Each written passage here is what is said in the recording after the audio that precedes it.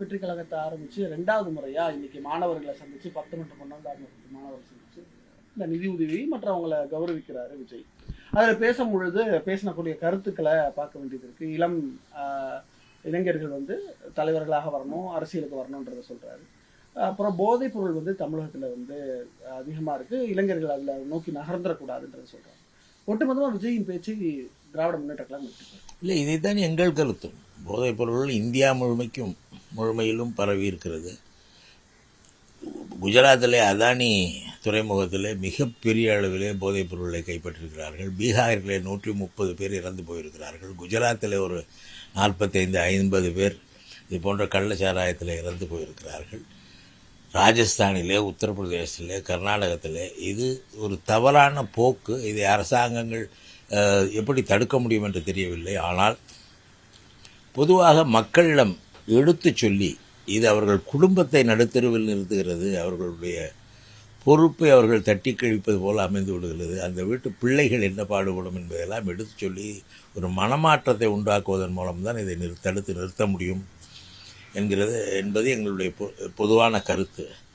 அந்த வகையில் நாங்கள் இப்படி பேசியிருப்பது, மாணவர்களை பார்த்து நீங்கள் போதைக்கு அடிமையாகாதீர்கள் என்று விஜய் சொல்லியிருப்பது நல்ல கருத்து, வரவேற்கக்கூடிய ஒன்று தான்.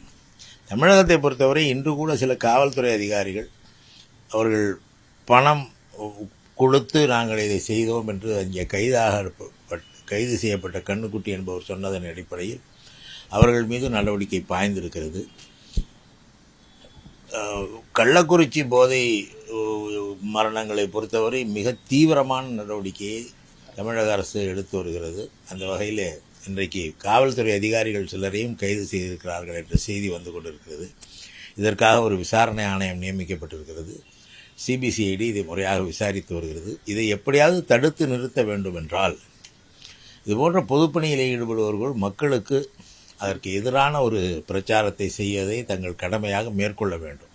விஜய் இப்பொழுது செய்தது என்பது ஒரு சரியான செயல் என்றே சொல்லலாம். அதே போல் அரசியல் தலைவர்கள் இங்கே நம்மளுக்கு போதாமல் இருக்காங்க, இல்லை பத்தாமல் இருக்காங்க அப்படின்னு இளைஞர்கள் அதை நோக்கி வரணும் அப்படின்றத அவர் சொல்கிறாரு. தலைவர்னா அரசியல் மட்டும் இல்லை, துறை சார்ந்த பல்வேறு துறைகளில் இருக்கக்கூடியவர்களும் இளைஞர்கள் வந்து தலைவர்களாக தங்களை அதில் ப்ரொஜெக்ட் பண்ணிக்கணும் அப்படின்னு சொல்லி சொல்கிறதையும் திராவிட முன்னேற்ற கழகம் அதை பற்றி கருத்து சொல்கிறது ஒன்றும் இல்லை. அரசியல் என்பது அது ஒரு கொள்கையின் அடிப்படையிலே தான் அரசியல் கட்சிகள் தொடங்கப்படுகின்றன. ஏறத்தாழ இன்றைக்கு 1949 தொடங்கப்பட்ட திராவிட முன்னேற்ற கழகத்தை பொறுத்தவரை இன்றைக்கு 75 ஆண்டுகளாக கொள்கை வழுவாமல் மொழி பாதுகாப்பு, அதே போல் பிற்படுத்தப்பட்ட தாழ்த்தப்பட்ட மக்களின் முன்னேற்றம் என்ற வகையிலே தொடர்ந்து பயணித்து வருகிறோம். இதுபோன்ற ஒரு நல்ல கொள்கையை, மக்களுக்கான கொள்கையை முன்னெடுத்து சென்று பணியாற்ற வேண்டும் என்பது எங்களுடைய விருப்பம். அந்த வகையிலே எங்களிடம் உள்ள இளைஞர்களும் அந்த பயணத்தில் தான் இருக்கிறார்கள். உறுதியான கொள்கை, மக்களின் நலனுக்கான கொள்கையை முன்னெடுத்து யார் வேண்டுமானாலும் அரசியலுக்கு வரலாம்.